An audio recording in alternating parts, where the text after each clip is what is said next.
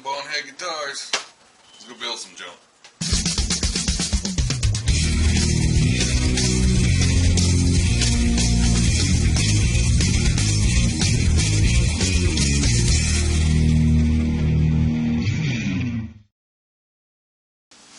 Alright, I think what I decided.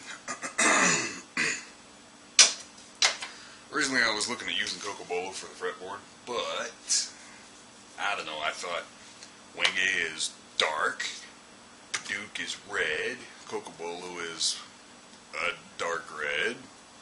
I thought it would work well, but I don't know, it's I don't know, it's more of a purplish red or something. To me it doesn't quite go with the Duke red so much. So what I'm thinking is I will go with Zero Coat, which looks a lot like Wenge, except awesome figure. So I think I'm going to go with that, bind it with Paduk, and since this is the first time I will be trying to bind with the same material that the neck's made out of, I'm thinking about putting a Wenge veneer between the fretboard and the neck. Alright,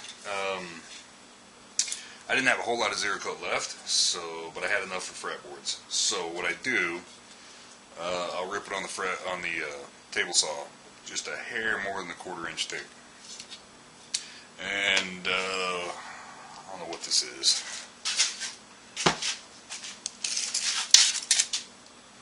About 2.5 inch wide. Because pretty much everything I've done, which isn't a lot, I wind up with the end of the fretboard needing to be about 2 1/4 inches wide. So, yeah. So, first things first, while it is still square, I'm going to slot it. And then we'll taper it, get it down to size, bind it, all that stuff.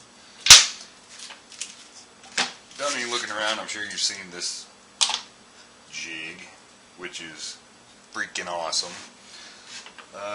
Basically, it's a miter box that cut right down the middle, as long as it's a nice square cut. Mount it on something with a scraper blade between them. Gives just enough of a slot for your saw to get in. And given a pre-slotted template, those slots will catch and stay nice and tight on that scraper blade. So, no muss, no fuss, perfect. So I will take these two together and we'll bang out some frets. I got the StewMac fret saw, which is handy because of the depth stop. However, I don't like it quite so much as this little pole saw, cheap little, I think it was like 800 yen, it was like $8, that I picked up in Japan. Thank God I got a second blade. This one's missing a couple teeth. I love this freaking saw. And it's paper thin. I think it's thinner than the StewMac blade. But, so anyway.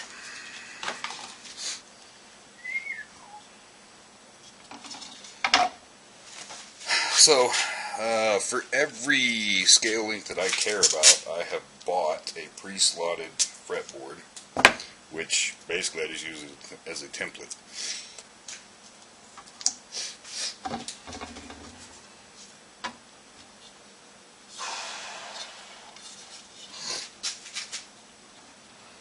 I just make sure my nut end is flush, absolutely, of course. And I'll flush it against one end of my template, the end that I'm going to pull against the miter box.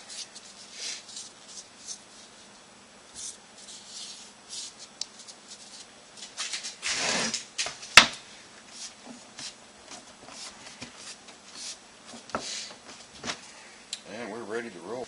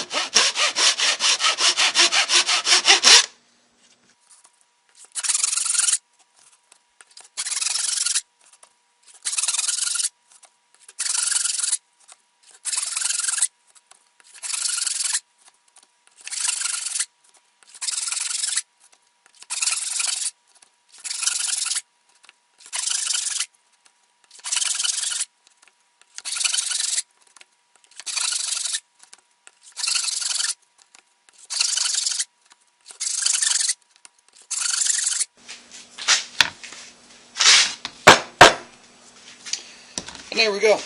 We got a slotted fretboard. Now, I didn't go very deep, just enough to get them marked, get a slot placed, and we'll go back with another saw and deepen those a little bit. We're not going to worry about it too much though, because we still got a radius, which means we'll have to reslot again, at least on the edges. And yeah. But to get your initial placements nice and straight and fast, and if you look, I mean, it's perfect placement. Perfect. Alright, I always go back with, I got this piece of crap at Lowe's, I believe. Maybe $10, I don't know. It's a paper thin blade, but it's awesome for this job. One of the reasons I love it are these tabs, so I can lay the tab in the slot and just pull it. The blade falls right in there, and I can go through fast, and I don't have to worry about screwing up the existing slot or, you know, getting off track. Well, I do have to worry about it because it can happen, but this makes it harder to screw up that way. So I'll go back to each fret and make sure it's to a reasonable depth. I'm eyeballing it right now. It's not that terribly important because we're just getting a little bit deeper so it's ready for radiusing. So I would rather the slots not completely disappear on the edges during radiusing.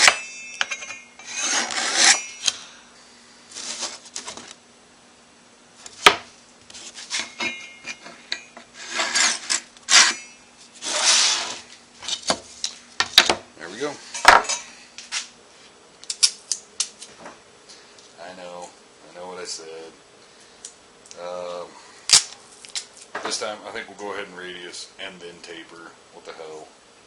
Maybe this will keep it a little more even, make it easier to keep it even.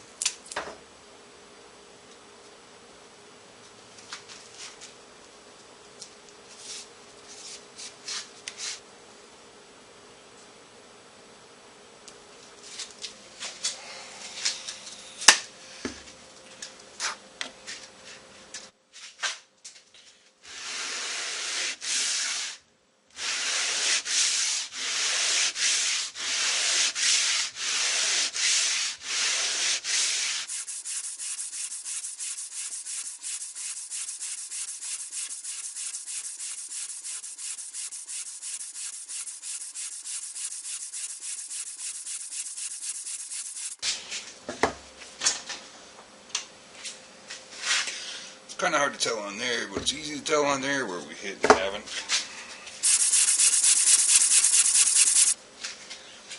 Two things I stop and check regularly. Make sure I'm not getting too deep on one side instead of the other. And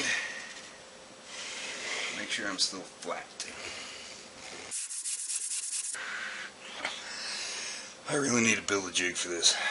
Either router or belt sander.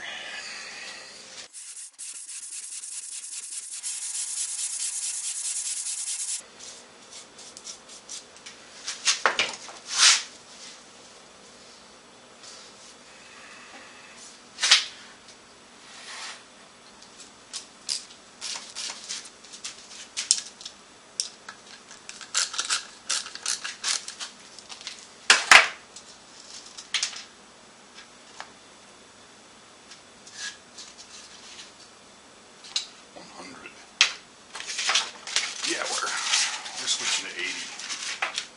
That'll tear some shit up fast.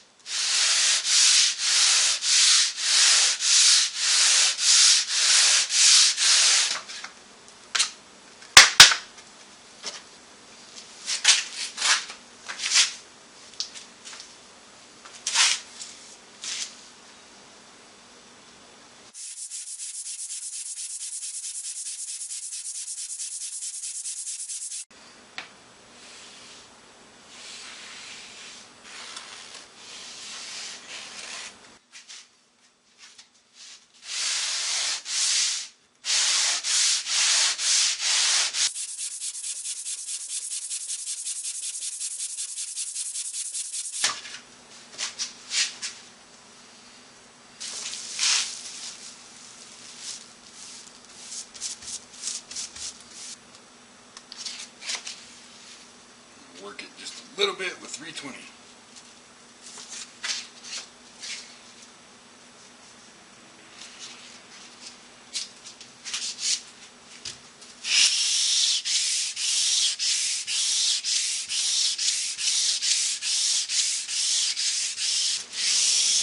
Not a lot of pressure.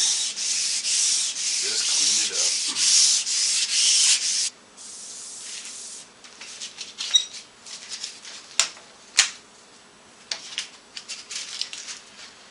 400.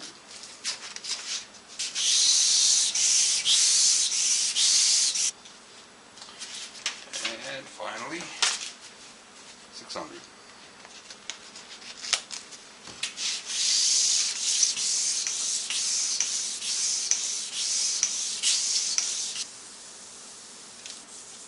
This shit is so hard. Once you go to 600, I mean, it's shiny as hell. Which that's the way,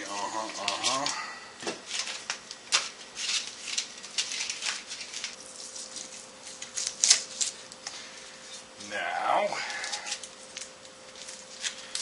next thing we'll do on the fretboard is get it tapered. Might run on the planer one more time just to make sure the back is good and clean. I see just a little bit of a saw mark, some things like that.